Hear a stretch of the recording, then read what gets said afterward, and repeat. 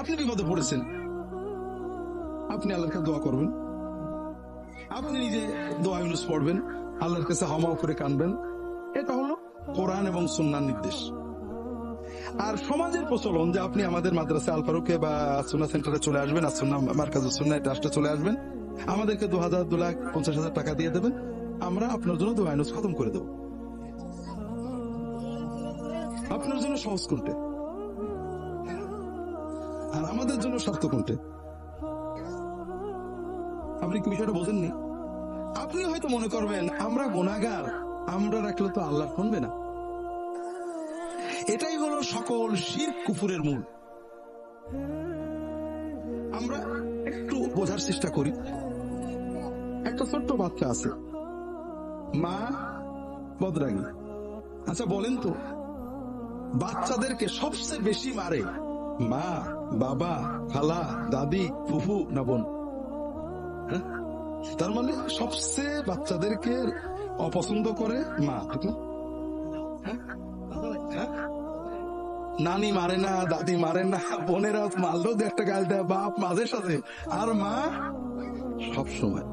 যেহেতু মা সবসময় মারে, একটা বুদ্ধিমান ছেলে চিন্তা করলো আমার মারছে খারাপ দুনিয়াতে কেউ নেই, অথবা চিন্তা করলো মা আমার খুব ভালো, আসলে সন্দেহ নেই, তো মাটা খুব বদরাগী, মা আমার কথা শুনবে না, বুঝেছি রাগ করেছে। ওর যখনই কোনো কিছু দরকার হয় ওর সঙ্গে সঙ্গে দাদির কাছে যায়, অথবা বড় আপুর কাছে যায়, অথবা আব্বুর কাছে যায়, যে আব্বু মার বলে দাও দুধ খাবো, কি ভাত খাবো, বাথরুমে যাবো। দাদি অথবা আপা অথবা আব্বা বলে দেয়। এইরকম ছেলেকে মা কি পছন্দ করে না অপছন্দ করে? পছন্দ করে। হ্যাঁ, যে ছেলে নিজের মনের কষ্ট, ব্যথা, বেদনা মায়ের কাছে না বলে অন্যের কাছে যে বলে তার মাধ্যমে মাকে বলে, মা কি ওই সন্তানকে ভালোবাসে না বিরক্ত হয়? যদি কোনো সন্দেহ থাকে বাড়ি যেয়ে মায়ের কাছে বা বউয়ের কাছে জিজ্ঞেস করে দেখেন। মায়ের মাতৃত্বের দাবি হলো যে সন্তান তার কথা সবচেয়ে আগে কাকে বলবে? মাকে বলবে। যে সন্তান মাকে না বলে আগে অন্য কাউকে বলে সে মায়ের মাতৃত্বকে অপমান করে। বুঝতে পারেন? আমাদের রব রব্বুল আলামিন আল্লাহর রুবুবিয়তের দাবি হলো যে আমার সকল কথা প্রথমে কাকে বলবো? কোন বান্দা যদি বিপদে আপদে তার কথা আল্লাহকে না বলে অন্যের কাছে বলে, আল্লাহর রুবুবিয়তকে অপমান করে। কথা বোঝেন? যদি কেউ মনে করে মা বদরাগী, মা আমার কথা শুনবে না, আর একজনকে দিয়ে বলায়, রাত দিন কিছু হলেই খালি বাপের দিয়ে দাদির দিয়ে বলায়, ওই ছেলেকে মা দেখতে পারে না, বিরক্ত হয়, কারণ ও মাকে পরিবারের সামনে অপমান করেছে। ঠিক না ভাই? যে ছেলে, যে বান্দা বিপদে আপদে কষ্টে আল্লাহর কাছে না চেয়ে অন্যর দিয়ে আল্লাহর কাছে চাওয়াই, ওই বান্দাকেও আল্লাহ দেখতে পারে না, সে আল্লাহর রুবুবিয়তকে অপমান করেছে। আল্লাহ কাফেরের দোয়া শুনে আল্লাহ কোরআনে বলছে, তোমরা আল্লাহর কাছে দোয়া করো এই জন্য তোমাদের আল্লাহ ধ্বংস করেনি, নাই ধ্বংস করি তো। কাফেরদের আবু জাহেলকে বলছে, আর আল্লাহ আমার দোয়া শুনবে না। দ্বিতীয় কথা হলো, আমরা আল্লাহ তাআলার কাছে দোয়া করব, আল্লাহ ব্যবস্থা দিলেন সরাসরি দোয়া করব, চাইব। আমরা নিয়ম করলাম হুজুরদের মাধ্যমে চাইব।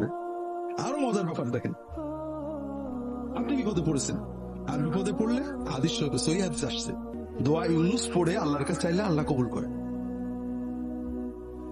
দোয়া ইউনুস মানে কি? লা ইলাহা ইল্লা আনতা সুবহানাকা ইন্নী কুনতু মিনাজ জালিমিন। লা ইলাহা ইল্লা আনতা, আল্লাহ তুমি ছাড়া কোনো মাবুদ নেই। তার মানে বিপদে পড়ে ডাকার মতো, বিপদ থেকে তরানোর মতো, বিপদগ্রস্তকে রক্ষা করার মতো, বিপদগ্রস্তের ডাক শোনার মতো আল্লাহ তুমি ছাড়া কেউ নেই। ইন্নী কুনতু মিনাজ জালিমিন, আল্লাহ আমি অন্যায় করে ফেলেছি।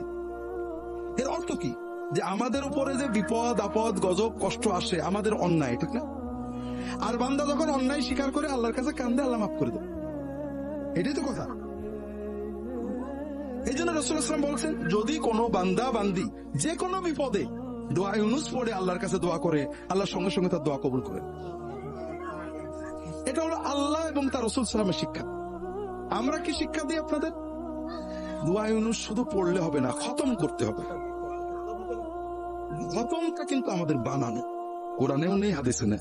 কোরআন বেশি বেশি পড়ো, সাধ্য মতো পড়ো, সাধ্য মতো পড়ো আর কান্দো। আপনি যদি মনের আবেগে 100 বার, 50 বার, 2 বার, 10 বার পড়ো আল্লাহর কাছে, না আর খতম মানে 1,00,000 শুনলে আপনার চোখ এখান থেকে এখানে উঠে পড়ে, কত পড়বো কি করে। সিস্টেমটা আমরা বানাইছি কি জন্য, যেন আপনি আগেই বোঝেন যে একা সম্ভব না। এরপরে আপনাদেরকে বললাম যে আপনি হবেন না, আপনি অন্তত 40 জন আলেমকে ডাকতে হবে। অনেক এলাকা আছে, জানেন আমাদের জেনেদা আছে কিনা, আমরা ছোটবেলায় কত গেছি, গুণাগুন্তির বিষয় জানি না, তবে চট্টগ্রাম বিভিন্ন জায়গায় আমরা শুনেছি নিয়ম হলো 40 জন আলেমকে ডাকতে হবে। তো 40 জন আলেম আসবেন, তারা দোয়া করবেন। আপনারা লক্ষ্য করেছেন কিনা, আমি নিজে দেখছি, যখন কোনো বাড়িতে আমরা খতমের জন্য যাই অথবা পিতামাতার দোয়ার জন্য যাই, বাড়ির যারা মানুষ তারা কিন্তু কেউ দোয়ায় শরীক হয় না। খেয়াল করেছেন? রান্না বাড়া, খাওয়া দাওয়া, কথাবার্তা, মেহমানদারি, দোয়ায় কিন্তু তারা আসে না করে। কারণ তারা বোঝে এত টাকা খরচ করে হুজুরদের দোয়া করছে, আবার আমরা কি দোয়া করবো, ঠিক না? তাহলে আমরা 40 জন আলেম সবাই বলছি আল্লাহ আমি জালেম, ইন্নী কুনতু মিনাজ জালিমিন, আল্লাহ আমি জালেম, আল্লাহ আমি জালেম, আল্লাহ আমি জালেম। আর আপনি বাড়িওয়ালা একমাত্র আলেম যে নিজেকে জালেম বলে স্বীকার করছে না। এটাই তো কথা। আচ্ছা, বিপদটা আসছে কার? আপনার। কার অন্যায় আসছে? আপনার। আর আমরা 40 জন হুজুর বললাম আমি জালেম, আমি জালেম, আপনি একবারও স্বীকার করলেন না, তো এই বিপদ কেমন যায়? কিন্তু আলহামদুলিল্লাহ আমাদের খাওয়াও হবে, টাকাও হবে, আপনার কিছু হোক আর না। এই জন্য আমাদের সিস্টেমটা আপনার উপযোগী না, আর আল্লাহ এবং তার রাসূল সাল্লাল্লাহু আলাইহি ওয়াসাল্লাম যেটা দিয়েছেন সেটা আপনার উপযোগী। এতে আপনার আরেকটা লাভ আছে। এটা আমার যে অনেকগুলো ঘটনা আছে আমার জীবনে, একটা ঘটনা আমি বারবারই বলি, যারা অনলাইনে আমার লেকচার শোনেন তারা অনেকে রিপিটেডলি শোনেন, কিন্তু সবাই তো অনলাইন শোনেন না, এই জন্য বলি আপনাদের অনুভবের জন্য, যে আমরা অনেক সময় আল্লাহ তাআলার কাছে দোয়া করার মজাটা বুঝি না। আমি যখন ইসলামিক টিভিতে কাজ করি, আমি কোন কোন বারে লাইভ করতাম সবাই জানে, আর লাইভ স্টুডিওতে ঢোকার অন্তত 1 ঘন্টা আগে পৌঁছে দিতে হয় টিভিতে। তো সম্ভবত একদিন মঙ্গলবারে স্টুডিওতে যাওয়ার আগে বসে আছি রেডি হয়ে, হঠাৎ 2 জন আসছেন, যতটুকু মনে আছে, যে স্যার আমাদের বাড়ি ঢাকাতে বিজয়নগরে, একটা বিপদে পড়ে আসলাম, আমার কিছু জমি আছে বিজয়নগরে, জমির দলিলগুলো একজন ডেভেলপারকে দিছিলাম, কয়েক কোটি টাকার সম্পত্তি, সেখানে হাই রাইজ বিল্ডিং করার জন্য। এখন ডেভেলপার জমির দলিল ফেরতও দিচ্ছে না, এগ্রিমেন্টও করছে না, টাকাও দিচ্ছে না। আর এরা তো বড় বড় কোম্পানি অনেক সন্ত্রাসী পোষে, আমার পক্ষে দলিল বের করার ক্ষমতা নেই। আমি খুব দুশ্চিন্তায় আছি, খুবই মনোকষ্টে, টেনশনে আছি। অনেকেই বলছে অমকের কাছে যাও, জেন দিয়ে বের করে দেবে, অমকের কাছে যাও, তদবিরে হয়ে যাবে। তবে আপনারা ইসলামিক টিভিতে বলেন যে তদবির বা জেন দিয়ে এগুলো করলে ইমান থাকে না, তাই আপনার কাছে আসছি। আমার যদি কোনো সুন্নাত সম্মত ব্যবস্থা আপনি বলতেন, আমল তদবির, তাহলে দেখেন ভাই এই ধরনের কোনো আমল তদবির তো জানা নেই, তবে আল্লাহর কাছে চাইলে তো আল্লাহ দেন। মানুষের বিপদ থেকে রক্ষা পাওয়ার জন্য, মানুষের জুলুম থেকে বাঁচার জন্য রাসূলুল্লাহ সাল্লাল্লাহু আলাইহি ওয়াসাল্লাম কিছু দোয়া শিখিয়েছেন, সুন্নত দোয়া।